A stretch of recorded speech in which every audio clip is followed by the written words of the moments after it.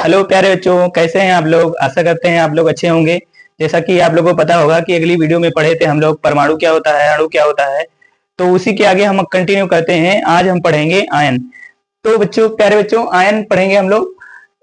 कोई भी धातु और अधातु से युक्त यौगिक है, वो आवेशित कणों से मिलकर बने होते हैं। उन्हीं आवेशित कणों को आयन कहते हैं। ठीक है। जैसे कि कोई भी जो धातु और अधातु से युक्त यौगिक है, जैसे हम लोग देखते हैं कि NaCl। NaCl NaCl एक धातु सोडियम और अधातु क्लोरीन से मिलकर बना हुआ है। तो ये धनायन और ऋणायन दो आयनों से मिलकर बना है, सोडियम धनायन और क्लोरीन ऋणायन। तो इन्हीं आयनों को, इन्हीं कणों को, इन्हीं आवेशित कणों को हम लोग आयन कहते हैं। ठीक है, आयन कहते हैं।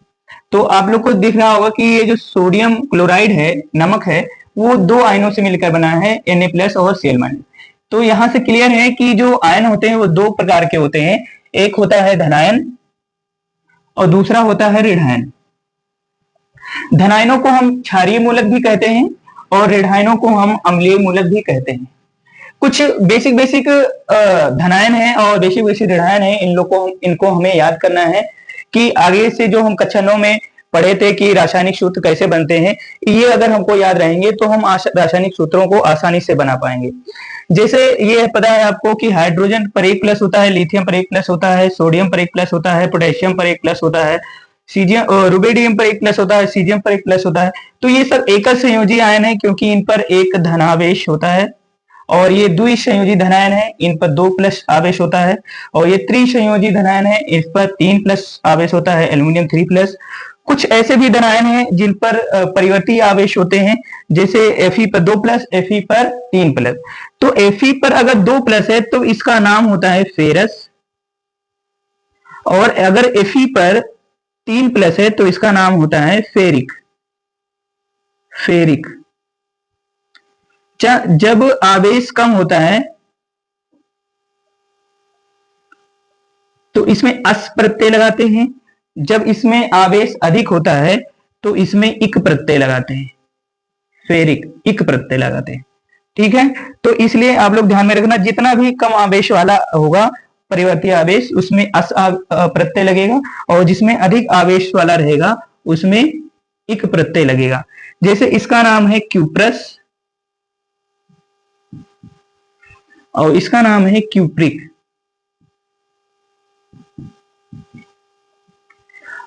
इसका नाम है प्लम्बस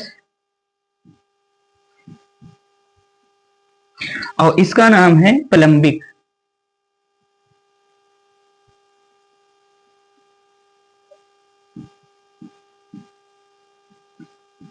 प्लम्बिक। इसका नाम है स्टेनस। इसका नाम है स्टैनिक।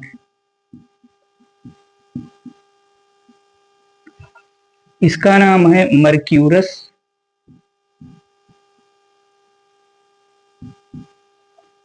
और इसका नाम है मर्क्यूरिक।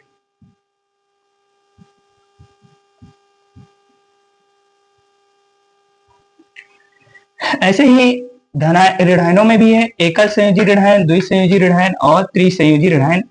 एकल संयोजी ऋणायन में fluoride, chloride, bromide, iodide, hydride, hydroxide, permanganate, bicarbonate या hydrogen carbonate, hydrogen sulphate, acetate, cyanide. और यहाँ पर द्विसंयोजी ऋणायनों में देखते हैं जैसे ऑक्साइड पर 2-, सल्फाइड पर 2-, पेरोक्साइड O2 पर 2-, कार्बोनेट 2-, डाइक्रोमेट Cr2O7 पर 2-। ऐसे त्रिसंयोजी है नाइट्राइट पर N पर 3-, फास्फाइड P पर 3-। ऐसे ही हम देखते हैं जैसे धनावेशों में कुछ परावर्ती धनावेश शो करते हैं, वैसे ही ऋणायनों में भी कुछ होते हैं जिन पे परिवर्ती, मतलब ऑक्सीजन चेंज होता है, आवेश सेम होता है लेकिन ऑक्सीजन अलग अलग होता है। देखिए इसे NO2, NO3 दोनों पर ही आवेश सेम है लेकिन ऑक्सीजन का डिफरेंस है। तो अगर ऑक्सीजन कम है तो इसमें आइट प्रत्यय लगाते हैं, जैसे इसका नाम है नाइट्राइट।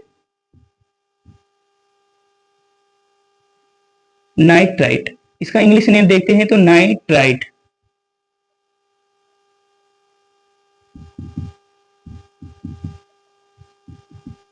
अगर ऑक्सीजन कम है तो इसमें 8 प्रत्यय लगाते हैं, और अगर ऑक्सीजन ज्यादा है तो इसमें 8 प्रत्यय लगाते हैं, इसमें 8 प्रत्यय लगाते हैं।